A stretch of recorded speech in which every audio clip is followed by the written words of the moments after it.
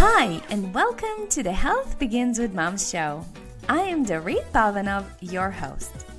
On this podcast, I will share insights and interviews on health, parenting, and explore the question of what does it take to thrive as women, wives, and mothers.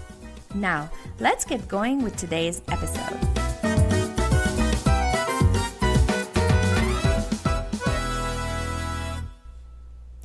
Hey everybody, and welcome to another episode of the Health Begins with Mom podcast. This is Dorit Palvanov, your host. If this is your first time listening, welcome. And if you are a regular listener, I want to thank you for spending the next 30 minutes or so with me today. If you're a busy mama, believe me, I know the value of time and how scarce it is because I'm currently in the trenches right there with you. I'm also a busy mama. I have 3 girls under age 8. I'm also married, and I'm on a mission to build a business that will bring my family financial freedom, as well as inspire and touch women and mothers all around the world.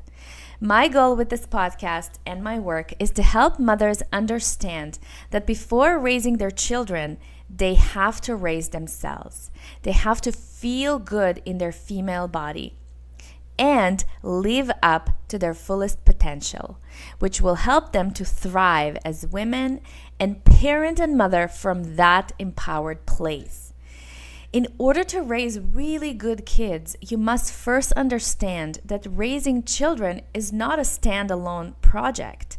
It is a life's mission you do with intention and deliberation, especially if you want to do an amazing job at raising good human beings that we need more in the world today. It all starts with you. This podcast is called Health Begins with Mom for a reason. The word health really means all the various aspects of life that make up our humanity: physical, emotional, spiritual, and mental health. Specifically, I talk about things like spiritual practice and connection to a higher power, your sacred work and career, romantic relationships, great relationships with your family and friends, physical health and feeling vital in a female body, cultivating health and abundance with your finances as well, emotional health, happiness and inner joy, creativity and self-expression. All of that is encompassed under this word that means health. All of those things make up who you are. Therefore, I believe that looking for work-life balance doesn't work because you are not only 2 things. You are all of the things I've just mentioned. And putting work and life one against the other is like putting them on a scale with work on one side and life on the other side. Does this seem like a fair equation to you? Is it even a sustainable equation? My answer is not. And believe me, I've tried to live this way, and it just doesn't work. Today on the show, it's me solo speaking to you from my heart. I think this is an important conversation that not many people are talking about, especially women, in my opinion. And today I want to open it up for you and me. So let's dive in. If you've been following me for a while, you know that I'm interested to know how to thrive in my life as a woman, wife, and mother without sacrificing my health and well-being. How can I live up to my fullest potential as a woman without feeling like I'm putting myself on hold? How can I have a meaningful and connected relationship to my husband, my daughters, and other people in my life in a way that nourishes and fills me up as opposed to draining me? I want to make it very clear here that I'm not talking about feeling happy all the time, nor am I looking for ways to avoid pain. No, that's not my intention here. I understand that this is unsustainable either, and I do understand that there is beauty and wisdom in pain as well. It is really all a matter of perspective. I want to learn how to have the right mindset, along with some strategies to help me evolve as a woman through life, feeling like I'm thriving, progressing, and feeling joy in every stage of my life. One thing I've been doing since I'm really a little girl, is learning through observation and asking questions. I've been observing my own mother, my grandmothers, my aunts, and other women in my life and seeing how they are living their life.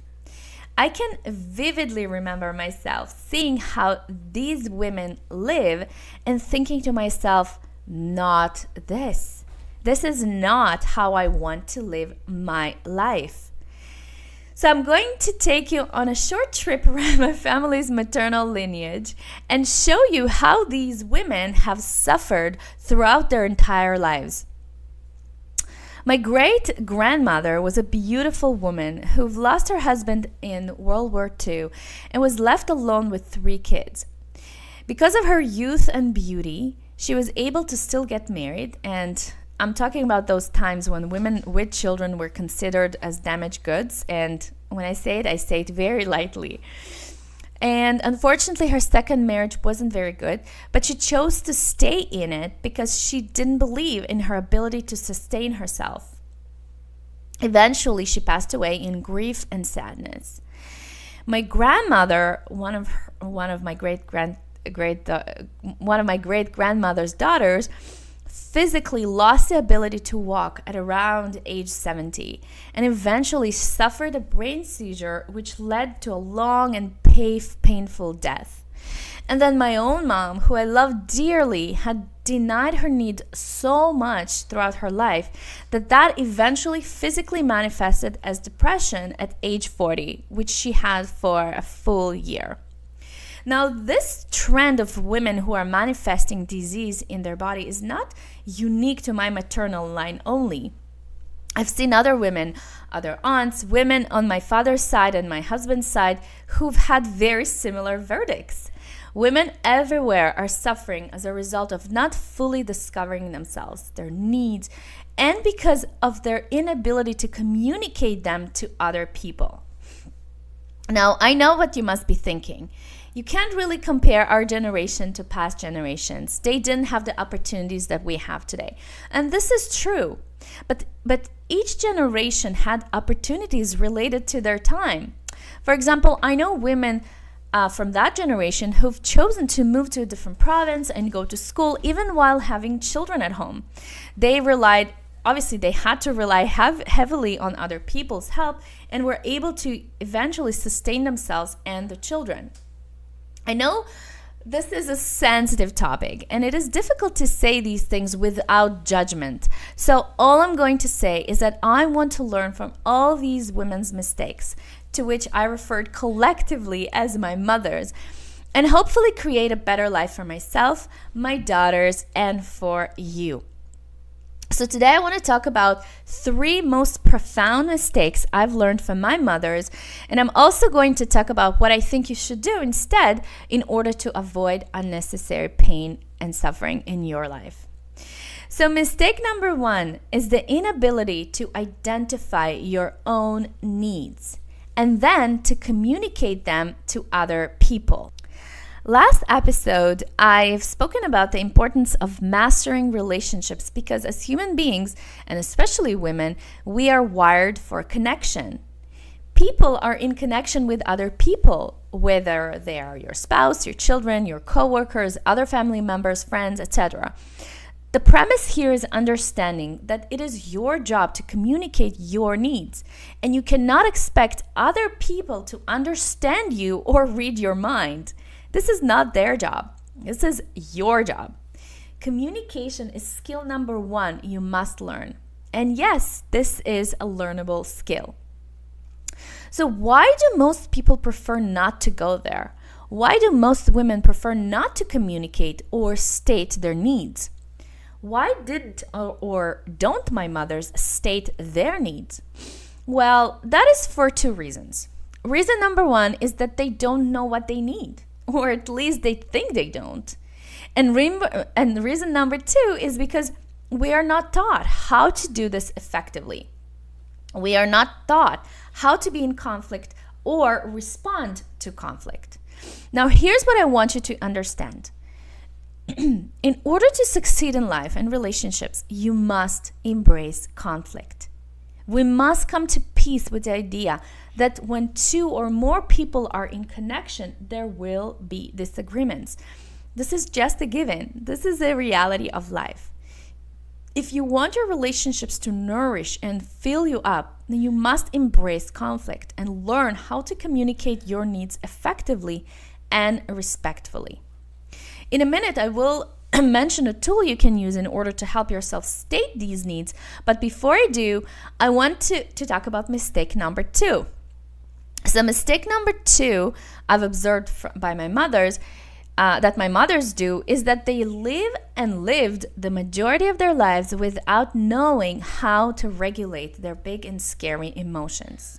Most people, and I'm not talking about children here, I mean adult people, they don't know how to bounce back after feeling fear, embarrassment, disappointment, shame, feeling of inferiority, feeling small and not respected, or feeling unseen. All of these are emotions, and as human beings, we are emotional beings. We feel things. Do not let your emotions drive your car. Emotions by nature are temporary, which means that they come and they go. And we must learn how to feel in control of our emotional state. When we don't learn how to process our emotions, we feel stuck and unsuccessful. We feel weak, and as a result, numb ourselves. Now, numbing is a coping and soothing mechanism that we use to feel good, to bounce back. However, most of us are using the wrong soothing mechanism. Do you know what I mean by numbing? Some people numb themselves with destructive things like alcohol, drugs, or sex. But the majority of people numb themselves with subtle things like TV, sleep, gossip, working too hard or too much, getting themselves busy with mundane things just to fill up their schedule and time in order not to feel the discomfort. Learning to regulate your big and scary emotions is crucial for your own health and well-being, and of course is extremely important to teach this to your children as well. So mistake number 1 is not knowing what you need and then communicating it. And mistake number 2 is not knowing how to regulate your big and scary emotions. Now, I promise to share a great tool you can use to initiate this process and start practicing it. So in the show notes, I am attaching 2 links to 2 wonderful resources you can use. The first one is called the Needs Inventory, and the second one is called the Feelings Inventory. I haven't created these. These are created by the Center for Nonviolent Communication, and the goal is to teach you how to communicate effectively. So here's what you can do for starters. Go through the needs and the feelings list, and in your journal, write down how you're feeling and what do you need. Ask yourself, what do I feel right now? And then ask yourself, which need is not being met? And then it's the hard job, which is communicating what you've come up with. So in order to do so, you need to articulate a clear sentence using the needs and the feelings that you've identified. So an example. So you can say something like this. Right now, I feel irritable and overwhelmed because the laundry is overflowing and the sink is full of dishes, and I have a strong need for order and harmony. Otherwise, I cannot feel centered. Can you please help? Okay? So this work is not easy, but it's so important. It requires a lot of courage and willingness to be vulnerable. If you feel like you need help with identifying your needs and feelings and communicating them, either with your spouse or your children, please reach out to me.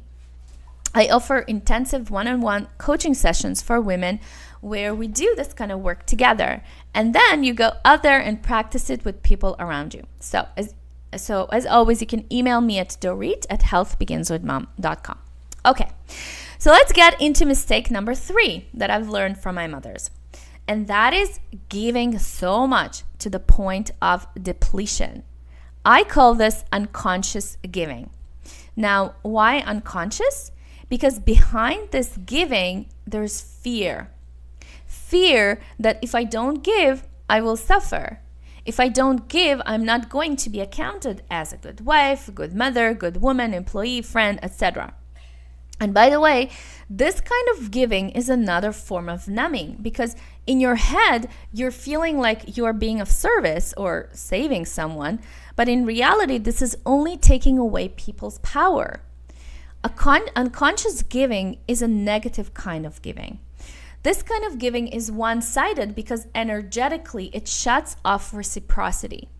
Energetically, you're not allowing the other person to give back to you, to do the same for you, because you don't need anything back from them. And that's the vibe that they're getting.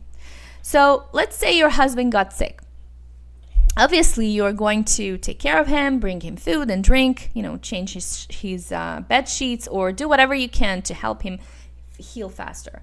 At which point does this become unconscious?